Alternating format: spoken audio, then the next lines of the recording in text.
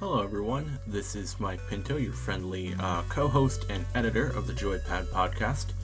Just wanted to jump in with a quick editor's note to say that we had some audio issues with this wonderful bonus episode. Megan's audio got lost because her computer locked up during the recording, so I had to rip the audio from our video recording. It's all perfectly listable, of course. Just wanted to let you know that there may be, a little bit more of us talking over each other and all that sort of good stuff, but audio quality's fine. That's all that's important. The other thing I wanted to note is to make a quick disclaimer for this episode. We normally keep things clean on this podcast, but as we're discussing a very adult-oriented game in The Last of Us 2, we will be talking about some sensitive topics, referring to violence quite a bit, and also there may be some cussing, some profanity. Not too much, but hey, we just want to throw it out there. If you are a parent and you have had children listening to our podcast, we just want to throw that out there and cover our bases. If you're a child and listening to our podcast, hey, we appreciate you too. Don't talk like we do. Just watch the profanity. And also, if you're a child listening to this episode, I hope you didn't play The Last of Us 2. Wait till you're older. Alright, thanks everyone. We hope you enjoy this special bonus. Hello everyone, and welcome to a special bonus edition of the JoyPad podcast, because we're trying to be timely about this, and we want to push out an episode on The Last of Us 2, because the game has been out for just over a week now, and we have all finished it, and we have thoughts and feelings that we want to get out there. I am joined by only two of my lovely co-hosts today. Tom has decided to sit this one out because he wants to play The Last of Us 2, but he does not want to be spoilered, so he has taken it upon himself to sit this one out so that he can play the game himself and get the full experience, which I don't blame him for. No. But No, not at all. I am Michael Pinto. I am drinking the finest of Northeast Pennsylvania's tap water, and I have been playing The Last of Us 2. Megan, how are you doing? What have you been playing? And I know what you're going to say, what you've been playing. What are you drinking? So as always, I'm Megan. I don't think I'm emotionally prepared for this, but I'm doing it anyway. I just finished playing The Last of Us 2, much like Pinto. Fleming, I know you watched it. And I am drinking the finest passion papaya green tea from Panera. Well, I'm going to speak up. Yeah, I'm sorry. Thanks Fleming, thanks for what not are you throwing drinking? it to me. How are you feeling? What are you playing? I'm Sorry. feeling very heavy today. Physically or emotionally? Emotionally heavy. No, I am drinking only water at the moment. I have drank enough of the finer beverages over this game. And I caveat, because you said I played it. I did not actually directly play Last of Us 2. I don't have a PS4, so I watched a playthrough of the game. Having played the first game, I feel like gameplay-wise, I have a pretty good idea of how the game plays out. And I think most of the conversation would be around story anyway for a game like this. So I'm feeling up to the task, but I did want to throw that caveat out there just for our listeners. Because we tell the truth here, guys. That's right. Well, we'll do our best. So I'm gonna let you guys go first. Either one of you jump in. I have feelings and thoughts, but I feel like I want to hear yours first. First of all, I do just want to mention gameplay-wise, just to touch on it. You're right. Yes. The gameplay was very, very similar to The Last of Us 1, which means the gameplay was fine. They tightened it up, honestly. Like, some of the stuff just works better. Like, the bow is a much more, fluid experience to use, Yeah. I felt. And they made it so you can go prone, which was a nice little touch because it offers more opportunity to stealth and hide and get away from your enemies, which you have to do an awful lot if you want to stay alive. And there was something... Oh, they added silencers. Dodging. Oh my god. Dodging, very important. Megan got very good at it. I did not. I am the type of player who likes to stand his ground. This is not the kind of game you can do that, really. No. There's a particular boss who you end up fighting as... Guys, there's spoilers everywhere. If you don't want spoilers, turn this episode off right now. I'm warning you now. If you haven't played this game and you want to experience it for yourself, don't listen to this. There's spoilers everywhere. Okay, that was your warning. You get one. There's a boss you fight as Abby, who is called the Rat King. I looked up the name. It's the most heavily infected enemy you fight in either of the games. And I died to that boss to like 10, maybe a dozen times. Yeah. Megan, how many times did you die to the Rat King? I think it was like once or twice. Yeah. But it was a tough fight. It really was. I love that it's named the Rat King, though. That's pretty awesome.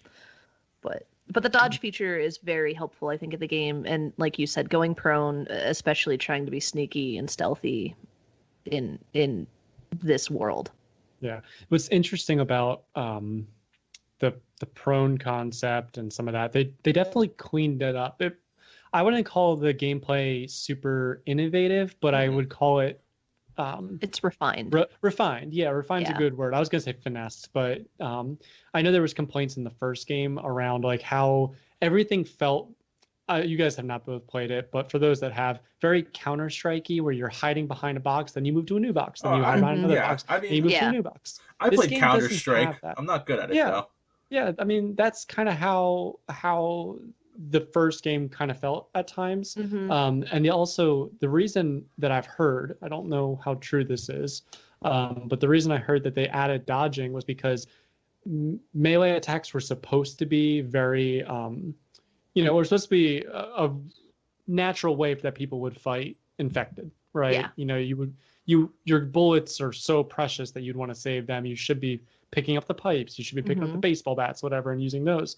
But in the first game, it's like, if you went more of a physical hand combat kind of style, you could get grabbed more easily, and then you have to mash your keys, square key to try to break that up. It didn't feel quite as good, so you could add dodging, which kind of helps dodge and then hit it. So fluid, refined, finessed, I would say all describe what they did for the gameplay, but I would certainly not call what they did in anything innovative when it comes to the game. No, not by any means, because you can find it in any other AAA game now with a similar kind of concept. I do like that you can use the environment more in this in the sequel than in the first game. Like, you can hide under cars, you can climb on top of things. Like the first one, you were just really stuck in the confines of whatever's on the ground.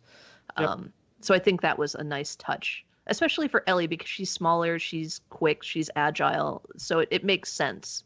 You could also like throw things through glass. You yourself could be thrown through glass. Some of that stuff was much better too. It felt like, the way your game played out would be very different. Like, some people would experience that, like, a larger enemy would throw you through the glass, where your friend had never seen that kind of, I don't want to say cutscene, but that kind of action occur in the game, because they dodged them in different ways. So that stuff overall was good.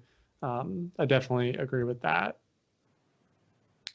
I feel like we're going very timid here because we're talking about gameplay, which is the safe part of the game. I just wanted to touch on it a little bit first. Yeah, I think we're all avoiding emotions. Yeah, but like you said, the whole environment thing, I found myself doing the whole, like, throwing a bottle and sneaking up on people way more in this game. I was way more stealthy in this game than I am in The Last of Us 1. What did you think about the fact that, so in The Last of Us 1, humans and regular infected, you could, go up and choke them as Joel, but in Last of Us 2, Ellie has her special dagger, which was cool in the first game, that she had that special dagger and she didn't have the craft shivs. But in this game, you find 5 clickers. Oh, well, sneak up on one, kill it. Sneak up on another, kill it. Did you guys find that to be just redundant and kind of like not as interesting then? Because I personally, watching them, was like, oh, I'm not really worried about another clicker. He's just going to Uh, sneak right up. I liked it only because it, to me, it draws in a story element that this is the world that Ellie has grown up in. Hmm. So it's just something that her as a character she's used to. Like she Yeah, has been killing infected and clickers since she was a child. since she was Yeah. born. I mean, she never Yeah. grew up in the world beforehand. And I think too, because it's a switchblade that she carries, and I could be wrong because it's been a while since I've read it, but I'm pretty sure they did a comic. I think it was called American Daughters, and it was Ellie's story before she meets Joel when Riley is still around and she's living in one of the military camps. And I'm pretty sure the switchblade maybe belonged to her mother that we don't really meet because Ellie had in her inventory, I think when you play as her in the first game, she has a note from her mom that I think came from Marlene, and I think the switchblade came from her. So I think it's a Gotcha. nice touch that she's been carrying it all this time. It is cool. Yeah, it just makes it a little bit from a gameplay perspective, not as you Hard. don't struggle as much with clickers. Clickers are just Yeah. normal and natural. There's like a little bit of a different kind of infected. Yeah. But I did like the fact you guys mentioned the Rat King. I did not know that was its name. Right? It's But awesome. I did like the fact that you had new kinds of infected, so you definitely got Yes. to see some new things.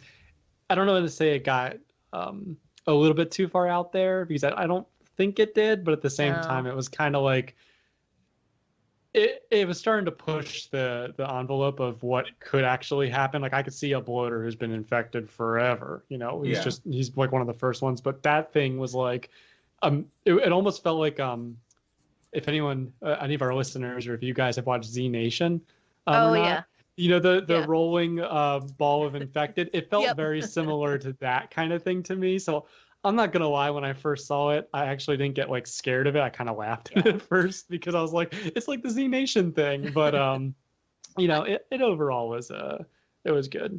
I And I think. mean it. Oops, sorry.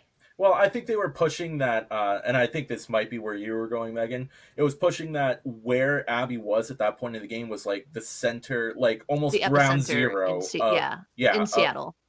So the fact that they had closed that area up because there was a Yeah. point where you could hear it and you Mhm. knew something was behind that door, but you didn't know Mhm. what. To me, I was like, it's probably going to be some crazy infected Yeah. because Yeah. they've introduced bloaters. They introduced the new Shambler in this The game, Shambler. which I also I thought they hated. were easy. Yeah, I found bloaters to still be more threatening than Shamblers, personally. Yeah. And the But stalkers, they were in the first game, but they weren't as prevalent, or at least you didn't notice them. And I thought they were way more difficult this time around. especially when they would peel themselves off the walls, Yes, that was that, awesome. That was yeah, really cool. like, you could see them in the walls and you'd be like, is that going to move?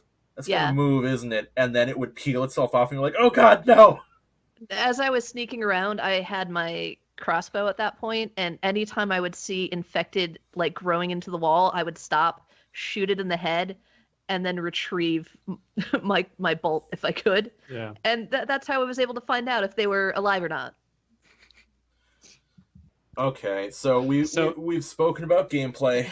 Yeah, okay, so I'm gonna get us towards the crux of this, but I want to jump to environment and the world itself. Mhm. You know, Naughty Dog's been known very much for their worlds, but I think in this game they were already at a disadvantage. So follow me here for a minute. The first game came out 7 years ago. Mhm. Back then, things like The Walking Dead were really just starting to get going. I don't know exactly what year The Walking Dead would have been in or what season, but it was just getting going. More other zombie things, you know, had come out, but it had faded back. You know, there was a big revival in the early years of this past decade Yeah. of zombie stuff. So I think personally, they were already in a very hard spot when it comes to making the infected still scary. Mhm. And you kind of saw that in the game where the best they could do with the infected, which they did well, is making it so there were certain situations where you could throw a bottle and alert all the infected, and the infected would fight the equivalent of the hunters, you know, Yeah. in the game, the various humans. So they did an okay job there, but at the same time, I think they were already in a bad spot when it comes to their overall gameplay. Because zombies, arguably infected, same concept, they're kind of getting to be a tiring thing at this point, personally. And I think that a lot of people going into this are kind of tired of the whole zombie infected genre.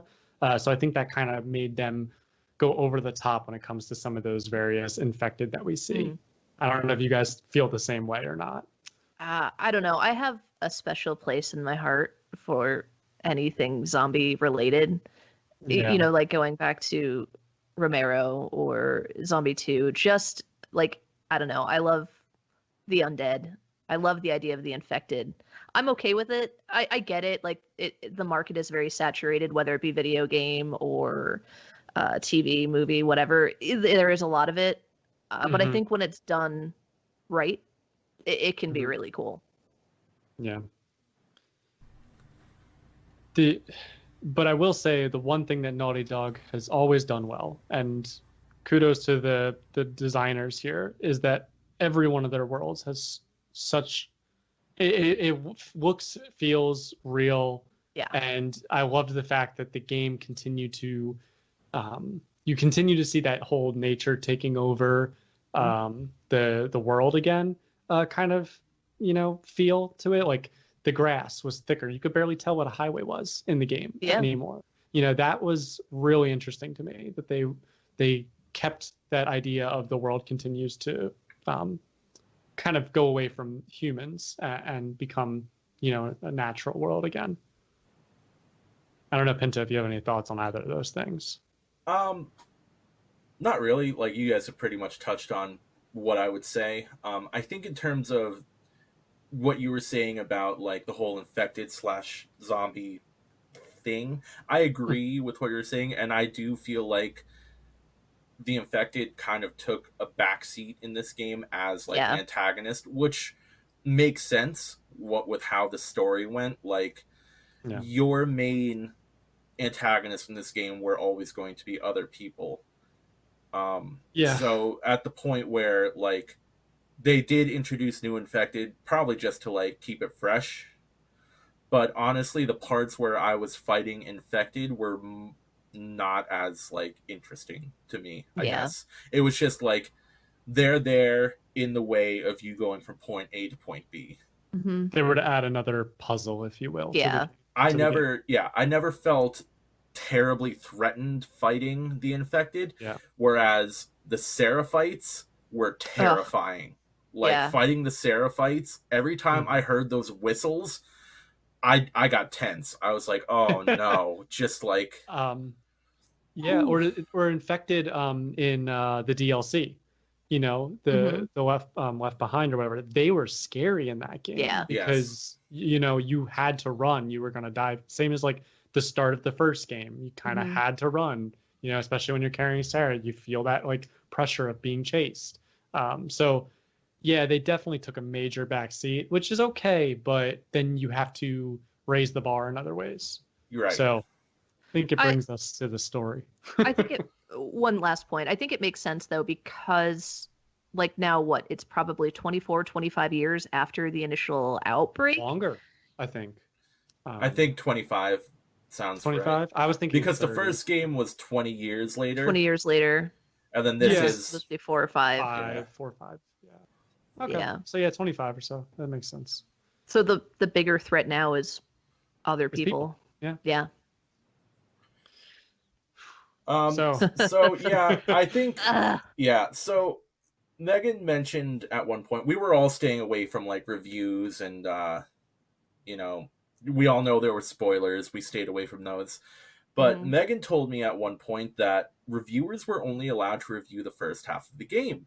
Yes. And I said that's interesting because like the game may take like a big turn halfway through, which it did, of course. But like that's also dangerous because that's what I brought this up. They did with BoJack Horseman, which is one of my favorite television shows. And the first half of the first season wasn't great. And then everything after that was phenomenal. So I don't know. Again, I haven't even gone and read reviews now that I've completed the game. If people were like, I don't like the first half of the game, so that means I'm not going to like the second half. Right. But there were several. I think I told you guys when we were talking about the game, I was like, I think I'm close to the end of the game. But I've thought that twice before already. Yeah. Because there's one point where you're getting to what is supposed to be your final goal as Ellie. Yeah. You should tell us more specifics for people that are not following us closely. Okay. It's going to hurt me to say these words, but here's what happens. Joel gets killed. Straight up, cold blood, murdered. That's why this is a story of revenge. Ellie is going after the people that killed Joel. And that's what her entire story is the pursuit of the group of people that, as I so delicately put it to Megan, yeeted Joel. So when you get to that point where she's to have that final confrontation, the main person she's after isn't there.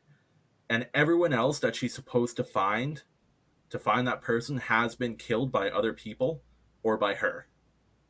Mm-hmm. So you go back to the theater where that has been Ellie's home base while in Seattle, and all of her allies are there, which include her girlfriend Dina, their friend Jesse, and of course Joel's brother Tommy. When Abby, the main antagonist, shows up and kills Jesse, which was very abrupt, and I was like, oh no. That made me very sad. Yeah. And then she's threatening to kill Tommy and Ellie both. And then all of a sudden, you're back to 4 days earlier, and you play through the entire game as Abby. Yep. Which, I understand why a lot of people didn't like that. They did not want to humanize the villain. Oh, yeah. Or who was perceived as the villain. And a lot of people just staunchly went, I don't care about this. I have decided that I don't like this person, and nothing you can do will make me care about them. Yeah. Which is unfair from a developer's standpoint, I would say. Describe unfair more.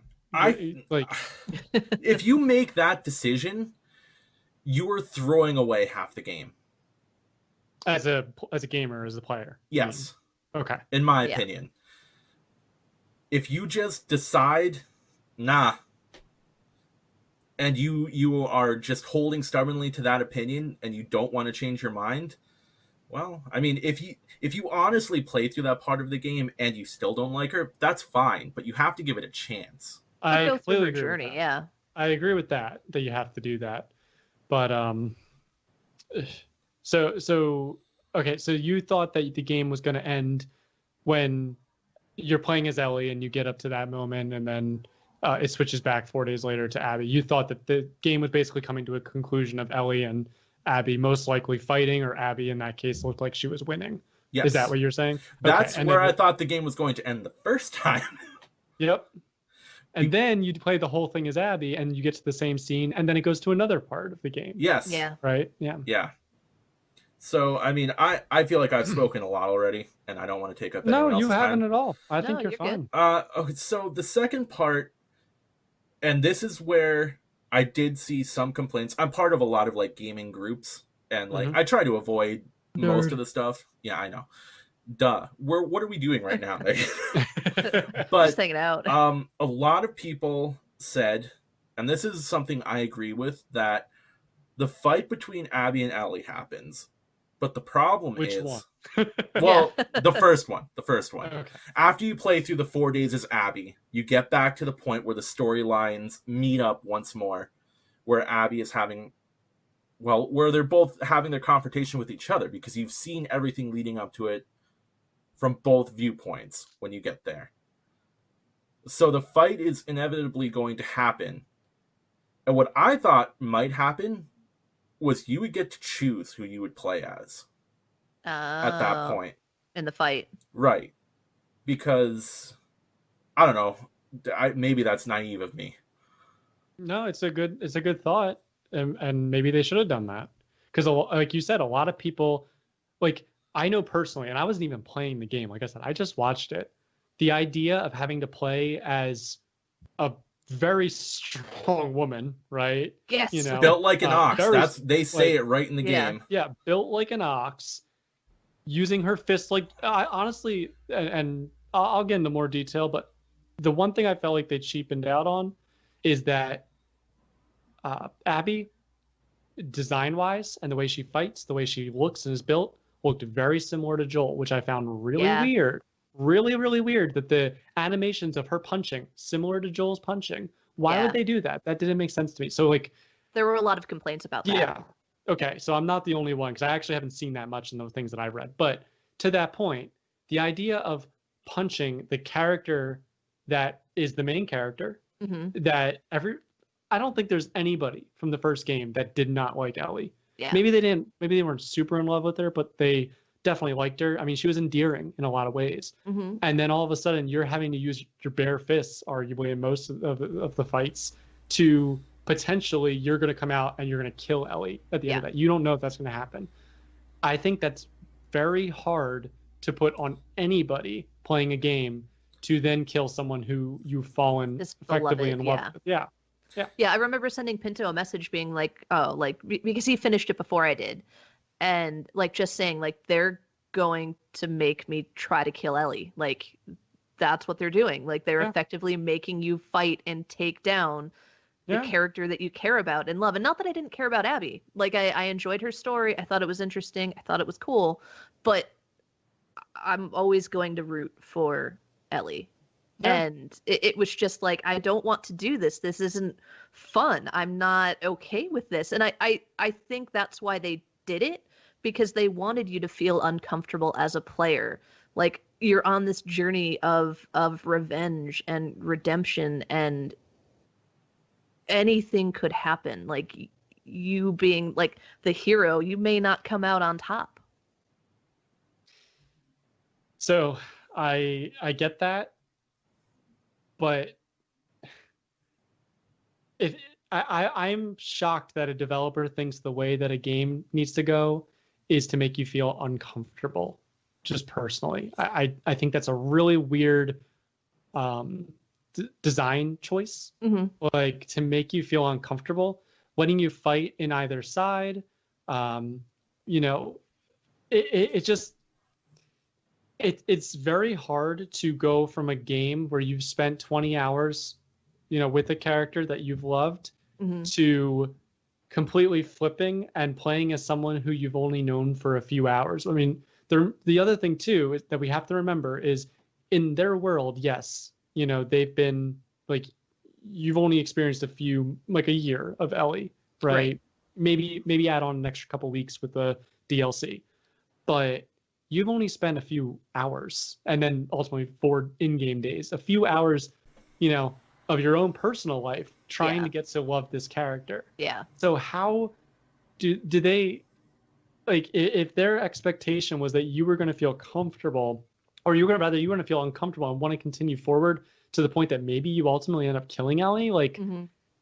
it is a reach to make your fan base like that. It is a big reach to do that. Yeah. And I give kudos to, I think Neil Druckmann wrote most of this story, mm-hmm. Whereas the first one, I know that it was like a shared story. This one, I think he pretty much was like writing the whole thing from end to end. I think he took a really big risk and fell flat on his face, personally. You think so? Yeah, absolutely do. Because he just, I don't know if he was thinking, you know, that if his goal was to make people feel uncomfortable, he absolutely succeeded in that. But that doesn't make a good game. That makes you feel uncomfortable, you know? So I just think that he made a critical error, making you not be able to choose, making you have to fight the character, making you run from her, you know, or making you, you know, make certain choices is okay, but the idea of having that physical confrontation where your first confrontation with her is you are fighting as the effective villain is really, that's pushing it. I think a term that I read a lot about that like specific moment. That fight in particular is a lot of people said that it felt tone deaf, which I think is what you're kind of getting at, Yeah. Fleming.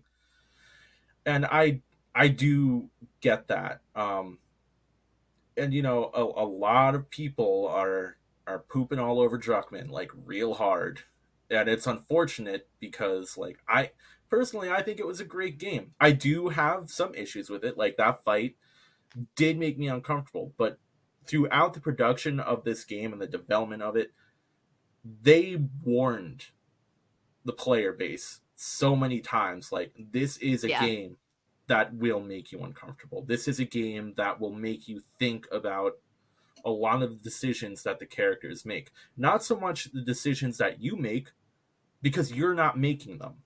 Right. It was They're their forcing your attempt. hand. Yeah. It was their attempt at making the motivations of the characters speak and not yours. Mm-hmm. And but if that's the case, then like what well again in a standalone, if this was a standalone game, if this was The Last of Us, there was no The Last of Us 1, I would agree. This is the first game. Yeah. I would agree the game would be a lot better. But the problem is you've built a character that you love. You built another character who you kill without really ever getting to play as him. You know, he dies in, I don't want to say a stupid way. That's probably how a lot of people would die in the, you know, the world.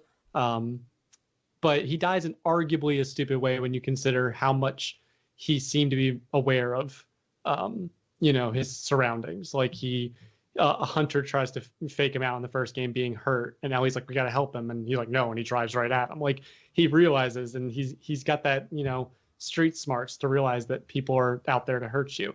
But then he all of a sudden is lowering his defenses and is surrounded by people. He basically reached very far in lots of places.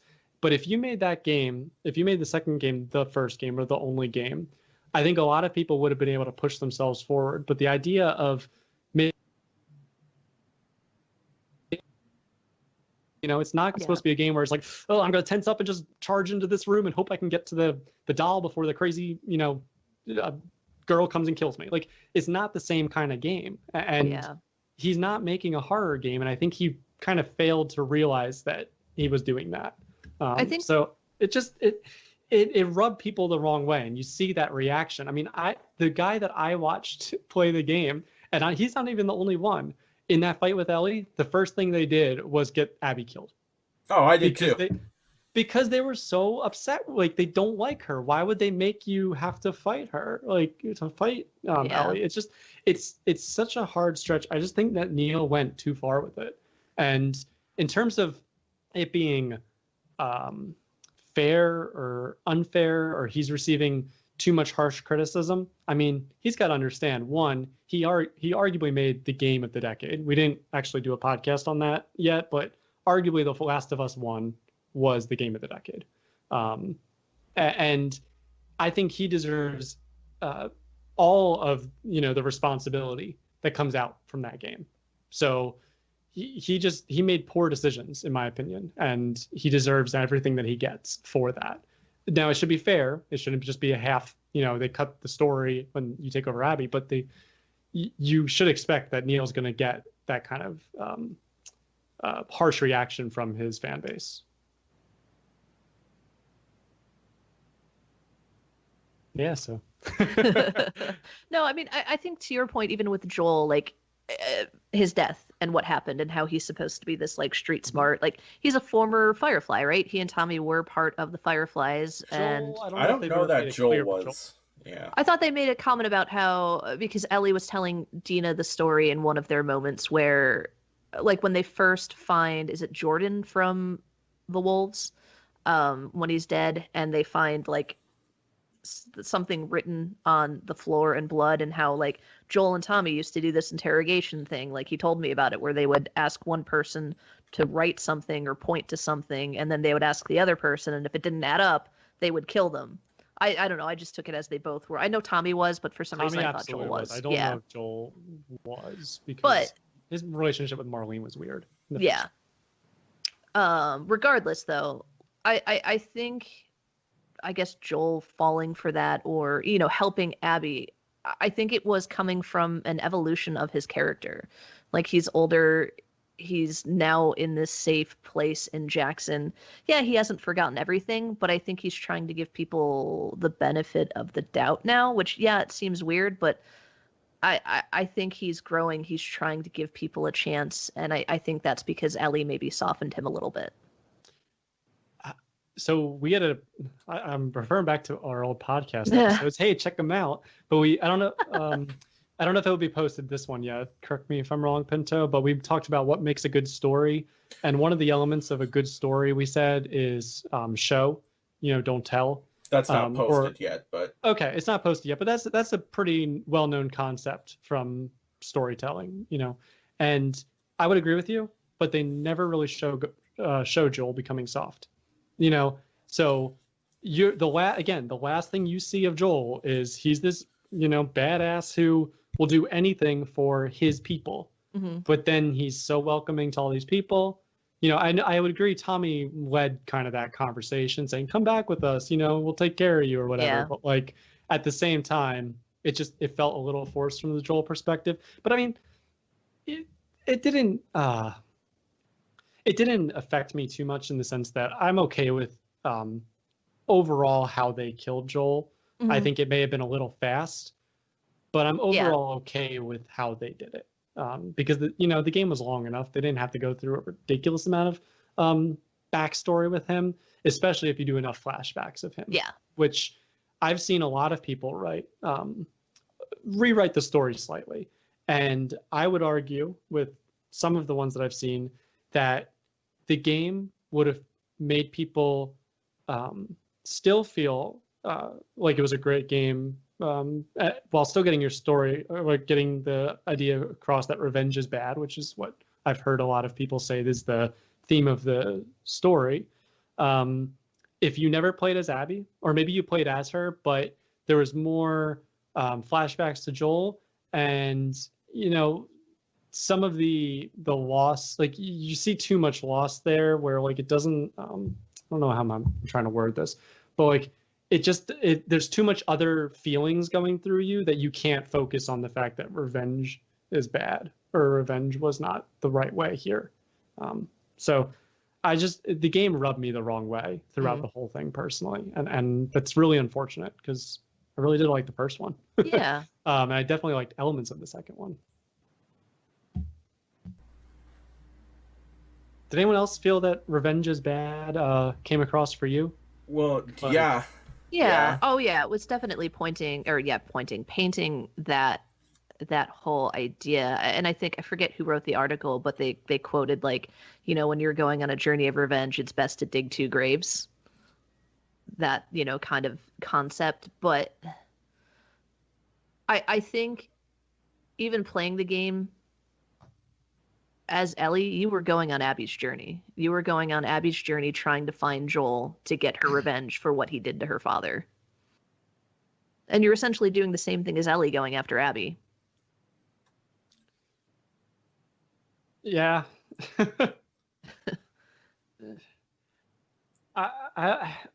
The game put out, like, I'm having a hard time even figuring out the words that I have for it. Like, I've tried to speak, and every time I feel like I'm not getting my exact thoughts across effectively. Yeah. It's just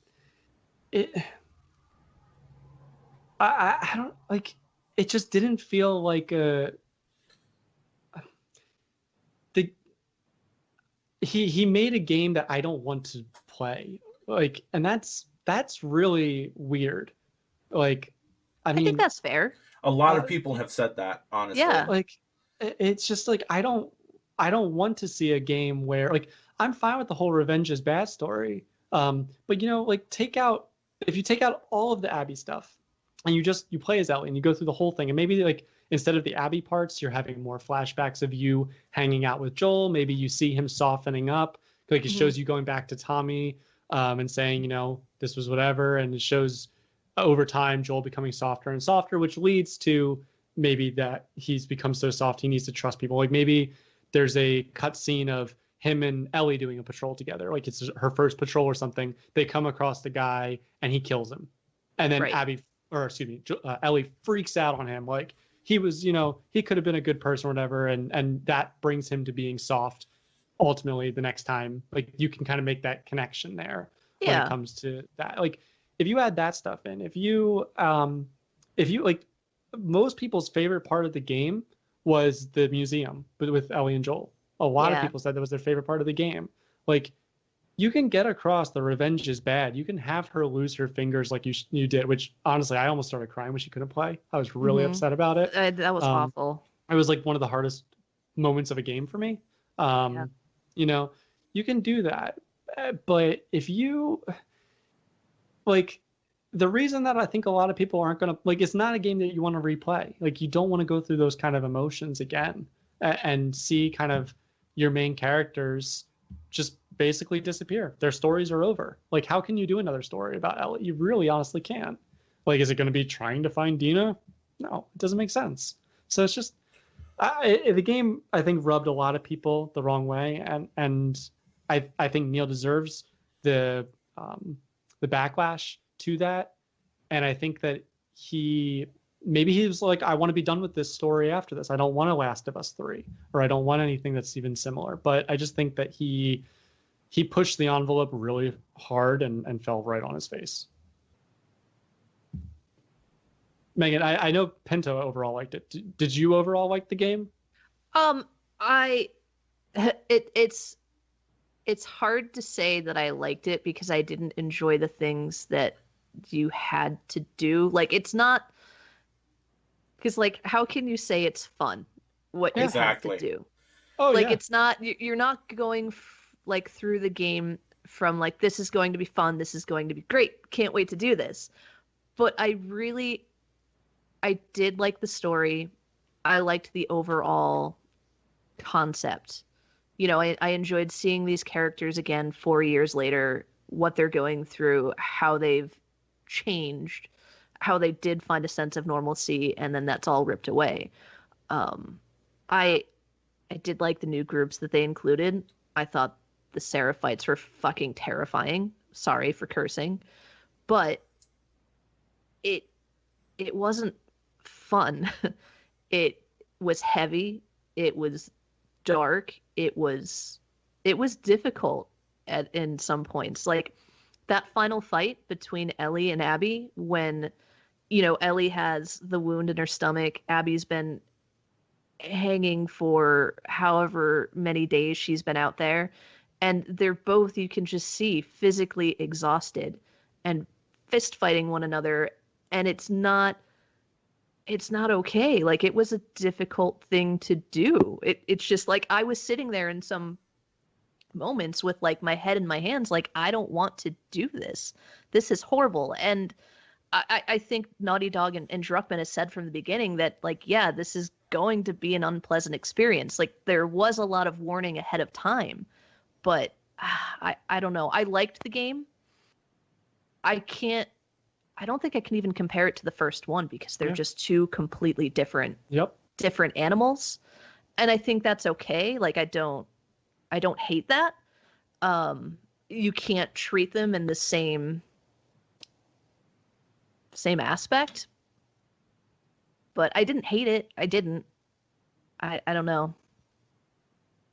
I still have a lot of feelings. So I'm gonna jump in with one thing that I heard, and I looked up some of the trailers and stuff, but I know a lot of people are incredibly upset at the way Naughty Dog tried to essentially make you think the story was going one route. And you can see it. You could see it in our preview of this game coming out, like the things that we were thinking of, and like we didn't specifically mention some things, and like I think we all were like hinting at Joel likely dying because I mean they said that Ellie's on a revenge story, so what's going to happen? It's pretty.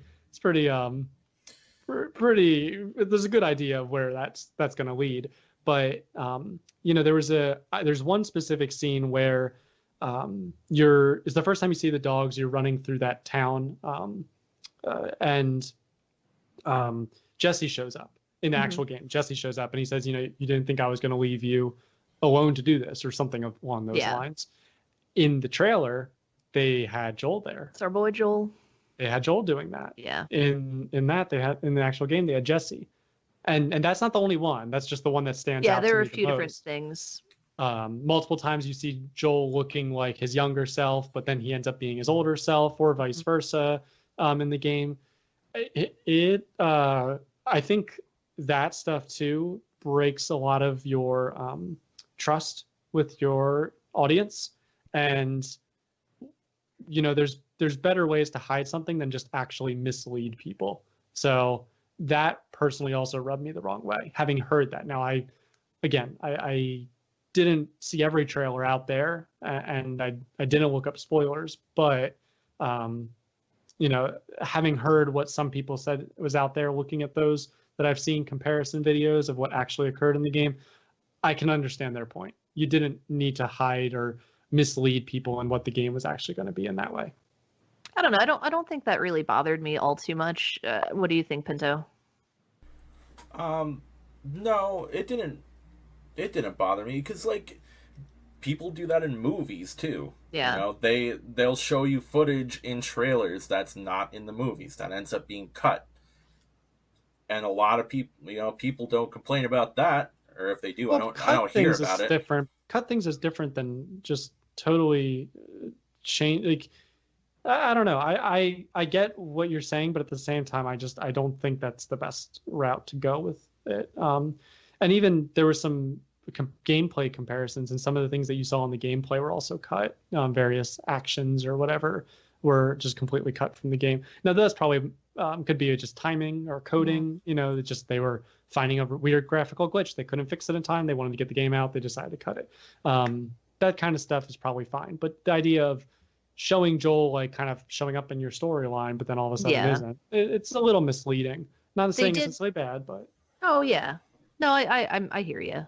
They did cut. I know they did cut a few different scenes. Like they originally, I think Ellie's journey was supposed to be 5 days instead of 3, with like one of her quests being to go to the Seraphite Island. More, I think, flashback material. Like there was going to be a scene, I think, with like her ex at the dance. And another like hunting thing with Joel, I think, but they just decided it wasn't impactful enough on her story to include it. Like sending her to the Seraphite Island really didn't make a ton of sense. It definitely did for Abby because of Yara and Lev. Yeah. But for Ellie, it really wouldn't do anything. So we've mentioned a bunch of the characters. What did you think of the new characters you saw in the game? Like, did any really stand out to you as good characters? Other ones as kind of wastes or pointless? Anything like that? Loved Dina and Jesse. Yeah, I thought they were great. Dina was a great sidekick for Ellie. Absolutely, I completely agree with that. Their relationship was good. It felt a little forced right at the start of it. Because I think the first 2 hours of the game up till about Joel's death, they moved so fast, trying to give you, here's all the people, here's all the things, learn everything. I wish there was more time in Jackson. Yep. So that was a little bit rushed, but once they got their flow going and they kind of built the chemistry between the two, it was a lot better. And I actually think that Dina was a great sidekick for her because it didn't make sense for her to have anyone like super young with her, like you would have had with Joel. It didn't make sense for her to really have any kind of pet animal or anything else like that. It made sense for her to have someone else like Dina or Jesse. I wish that they didn't make Dina pregnant. I didn't think that really added anything to the story.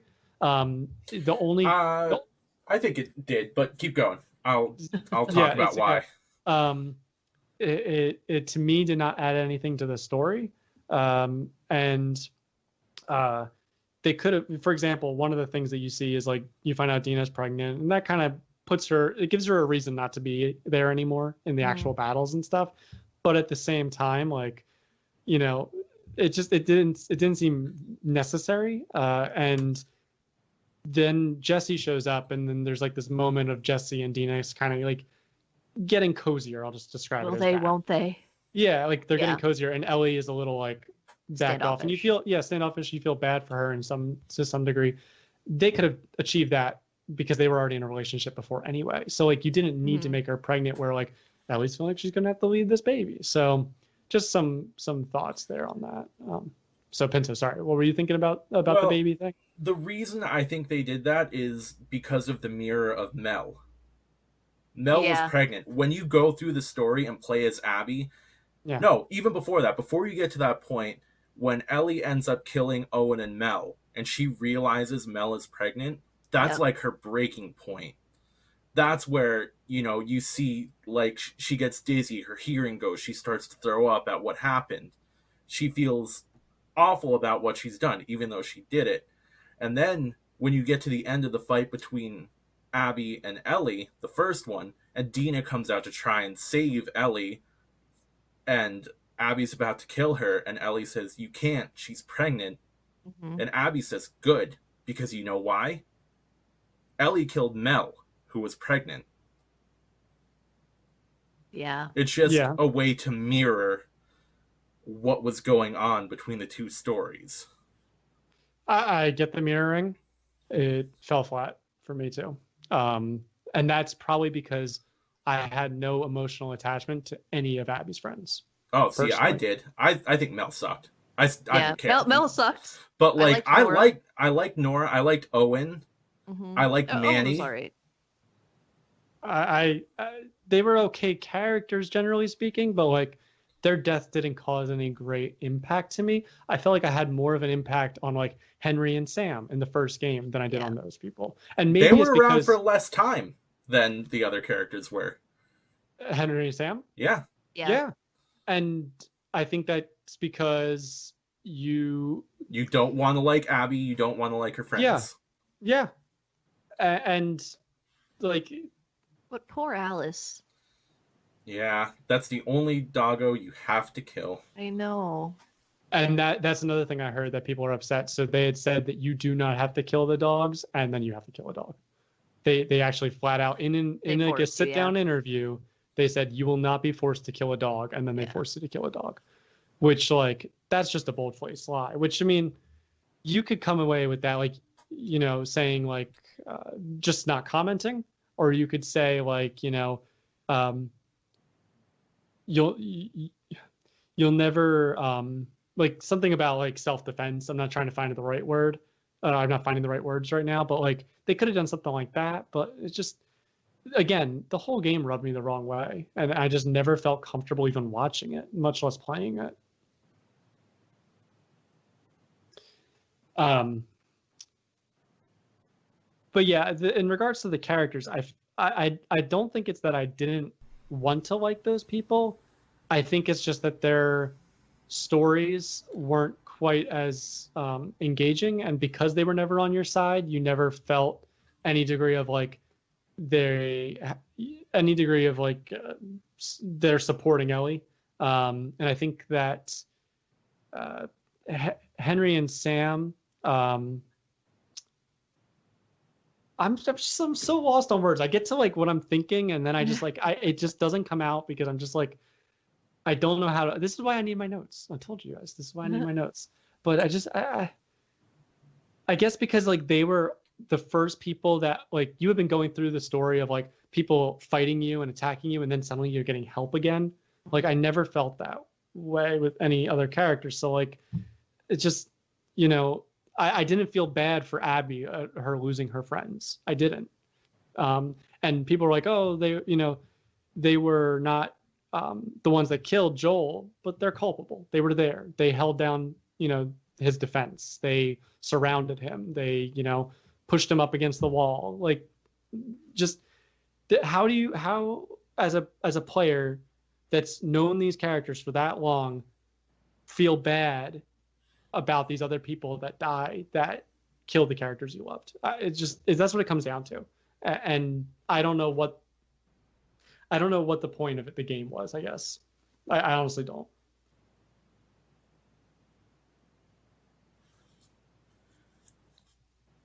I'm trying to decide if Megan's frozen or not first. Yeah, I'm trying to decide if Megan's frozen too, and I think she is. That's I gonna be think she fun. is. Anyways, Her face right there is exactly how I feel.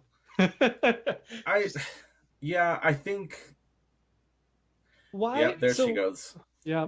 Well, so why, Penta? You seem to be. I don't want to say you're defending the game. So you haven't defended the game up to this point, but you it feels like you could be defending the game right now, like much more passionately. I think it's About because it's difficult because it's a game, and I think that's the first thing. It's a game, and Okay. as a player, you are in control of what's happening. Like you kind of are and you kind of aren't. Like obviously, you Yeah. can't make the decisions in this game. This isn't like a Mass Effect where you're choosing what the character's saying. Like the character is doing what they're doing, their motivation. You're just in control of it. But if I think like maybe if this were a book or a movie, people would feel differently about it. I agree. Wholeheartedly. If this was a book, I don't know movie, but Maybe book. not. Yeah, Um, it just feels like people didn't want to play as Abby. They didn't want to be the person in control of what she was doing. so one Maybe thing if you had seen it and not mhm, played it, people would accept it more. maybe, You know what I maybe. mean? The other thing too that I've heard, and I meant to mention this, is that people said that if you got to know Abby before she did what is arguably irredeemable, like between her killing Joel, but also the amount of pain she was giving Ellie in that moment, um, you know, you if you got to, let's say you played the first, instead of having the 4 days uh, between you going to see you basically going for the revenge story part, if you had, you know, a longer time with Abby and her friends, not really knowing what they're after, just knowing that they want to go to Jackson, like, Right. maybe they could have worded the dialogue that you're not actually aware that they're going for revenge. um, Maybe that would have given people more of an attachment to them. Like, I've heard a lot of people say, imagine that this game was The Last of Us 3 and The Last of Us 2 followed Abby and her friends. Mm-hmm. I've also heard, follow Abby and her friends, but the game number 2, this theoretical game number 2, would have ended with the cutscene that you saw of Abby finding her father dead. Imagine Right. something like that. Like, it would have been hard to come up with the exact story to make that engaging and interesting, but I think they rushed Abby's story so much that you never got to a point that you had an emotional attachment to her, I which is why you're seeing so many people, I would argue 60% of people, just finding her irredeemable, wanting her to die, being super upset she ultimately does not die, which we didn't even say. Um, you know, People cheering when she's like being crucified, like, there's a lot of people that just because they had no attachment to her, because they killed their favorite or second favorite character from the first game, they don't want to go through her story. yeah. I don't know. It's the thing is I understand like all the viewpoints, Yeah. you know? And like I could explain why I like the game, and that could be the exact reason why other people don't like it. I liked Yeah. seeing like understanding the motivation of Abby. Did it make me like her as a character? Maybe not Mhm. so much. But like I still found um the parts where you're playing as her compelling. And it was less because of her than because of the other characters like Yara and Lev. Yeah. I found that like they were there to be her redemption, quote unquote, I Yeah. guess. They were. And They were. it kind of worked. But again, I'm still coming from the viewpoint of I agree with what you're saying about how like it did feel kind of rushed, and if they were trying to make you sympathize and like Abby more, you should have had more time with her. Yep. They needed to do another game. They needed to do a DLC at minimum or something, or like they needed to spend more time with her and make Ellie and Joel come later. It's just like they took they took risks, which is arguably a very good thing to do when it comes to a game that, or a genre and a game that can become stale. The idea of like a effectively a love story, coming to you can create families from people that, don't know each other, that journey kind of thing. There's just a lot of things I think they could have done better. And having read enough on like Reddit of people like rewriting the story, almost every one of them I liked more, and not necessarily because it made me feel less uncomfortable or more comfortable.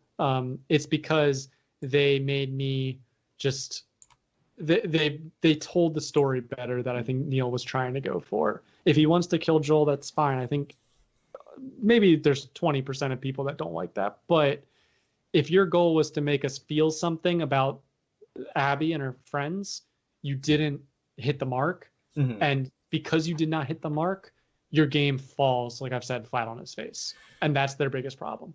Well, they didn't quite get there. Yeah, is what I'm getting across. I think a big question that I want to ask like a ton of people that played the game, and I'll ask you, and I want to ask Megan when she comes back. She's working on it. At the end of the game, how did you feel? And I know that you say the game rubbed you the wrong way, so like I still want to know, like, how do I feel about anything in particular, or just the whole experience? Like, what was the last emotion you felt at like the ending scene and as the credits started to roll? Sad, I think, is the word that I would describe it. We got some fireworks going on. Nice. Definitely didn't feel fireworks. Felt sad. I again, like I said, when Megan's back. Hi, hey, Megan. Yay! Megan, our question that we have going on right now is just how did you feel as the game ended? I'm answering right now. So if I had to sum it up in one word, it'd be sad. And it just like I never wanted to pick up the game again. I don't want to, like, I never would want to, like, I don't even want to buy a PS4 or a PS5 and be like, oh yeah, I'm gonna go pick that game up. I've heard the story, and one time is enough for me. Okay. And I completely understand that perspective, because like I said, I want to play it again, but I need time first. Yeah. Like, I need to adjust and kind of absorb, and also have like a palate cleanser, because like that game was just heavy. Regardless of your thoughts on it, like, it was just a heavy game. I think no one would disagree that it was a heavy game, as long as they didn't get to the point of like, this is bullshit, and just like throw the game. Or I've seen people like cutting their game up and returning it, and all silly. kinds of. It's, to me, that's silly. Yeah. But Megan, how would you describe it? The end of the game for yourself? I just felt so sad. I was so heartbroken, and I just felt exhausted. You think you'll pick up the game again? I definitely need time away from it before I decide to play it again. I do want to. It was definitely an experience. I did not hate the game by any means. I do have a lot of feelings about it. Personally, I liked it. I did like it. I get where the decisions and the choices were coming from. I will play it again, but I definitely need space. So I just looked. We're running pretty close to our hour, so I'm going to ask most likely the final question. What would you rate the game? Like, I've seen critics saying 9 out of 10, approximately. It depends on which one you're looking at. And I've seen viewers get the game as low as 3 out of 10. Oh yeah, a lot of gamers are review bombing the game. I know they are. So I take both of those with a grain of salt, because I've also heard reviewers, professional reviewers, if they give a negative review, are losing their access to Sony games. So no. I've heard that. I don't have an article on hand to point to, or that's more of a rumor mill kind of thing, but I have heard that. So let's take all their reviews out of it. This is just the Pinto, Fleming, and Megan review from a star perspective, or a 1 out of 10, 10 being the highest because it's the highest. What would you rate the game? Are you waiting for me to go first? I'm waiting for either one of you to go first. Honestly, I would probably rate the first one as 10 out of 10. Mm-hmm. Here, for me personally, I would probably say like 8.5 out of 10 or 9 out of 10. Seriously, like, I have said multiple times, and Megan said it throughout this podcast, you cannot call this game fun. And the people that did, I've seen articles about people like taking delight in the violence and like how much fun they had killing people. First of all, that's fucked up. Sorry. Yeah. But also just like it's not fun. It's not. Yep. But from the viewpoint of just like seeing both sides of a story, which is something that you don't see enough, I think, that's a big point of contention in what's going on in the world right now in general. Seeing both sides of the story was very important to me, even if it didn't gel with a lot of other people. It gelled with me, but I think seeing the motivations of both sides and why they were doing what they were doing was important to me more than just seeing Ellie's side of the story, I think. And had it just been Ellie's side of the story, I also think it would have been fine.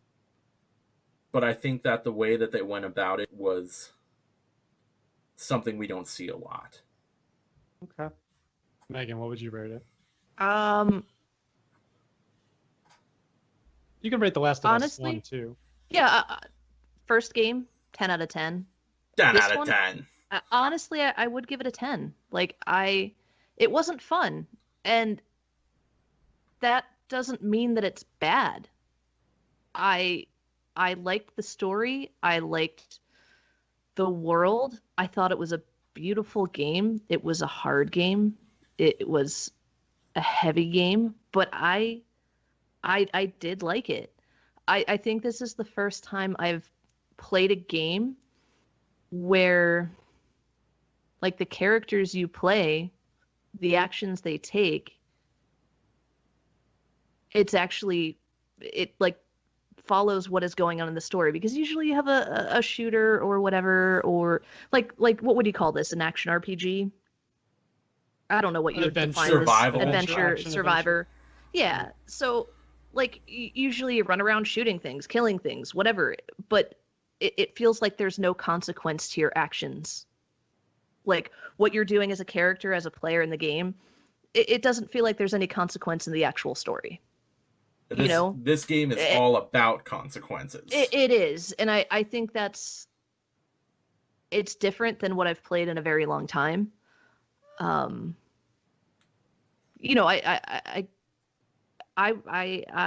liked it. I did. Okay.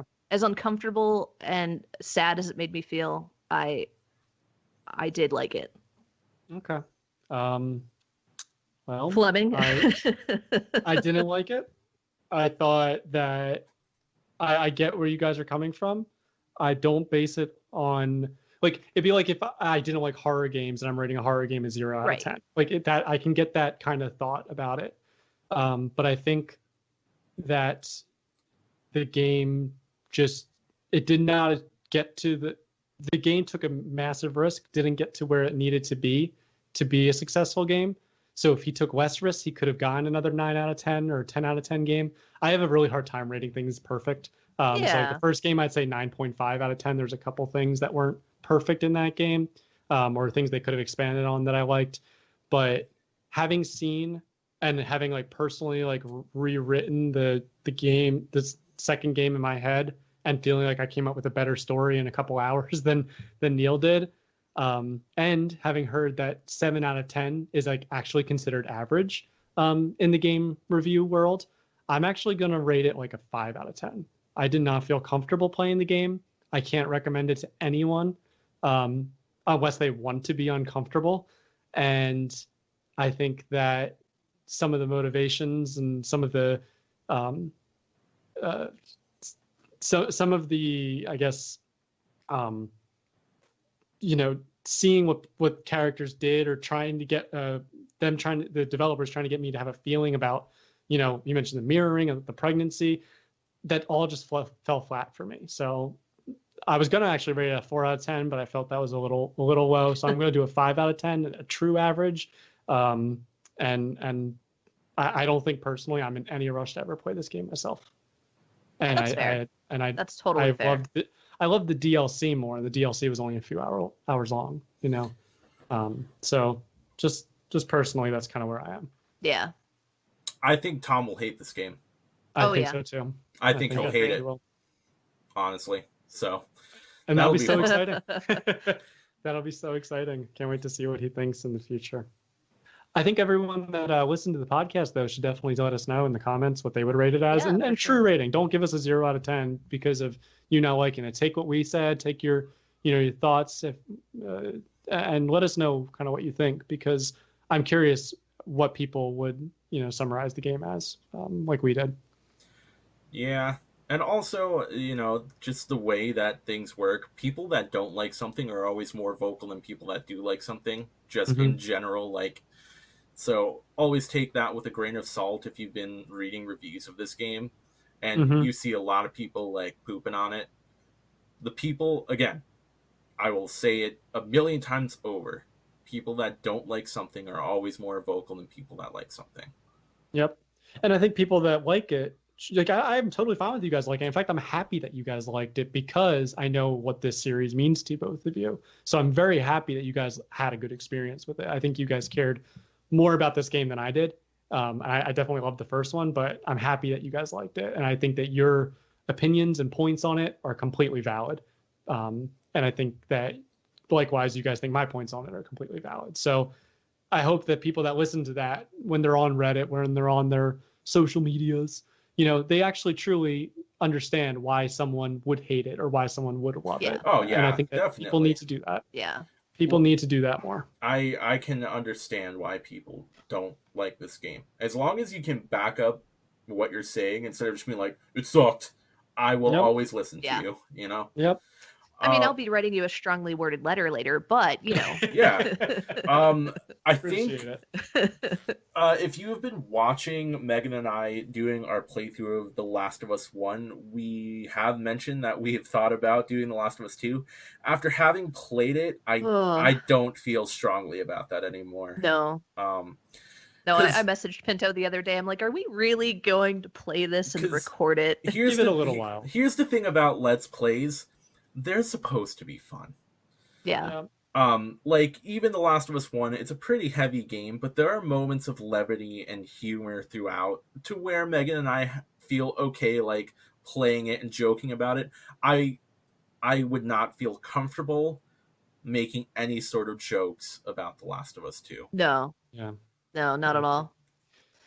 Well, can I pose a final question? Yeah. Of course. This is a bonus episode. We can go as long as we want. People can break it up in chunks. I don't want to drag it out too much.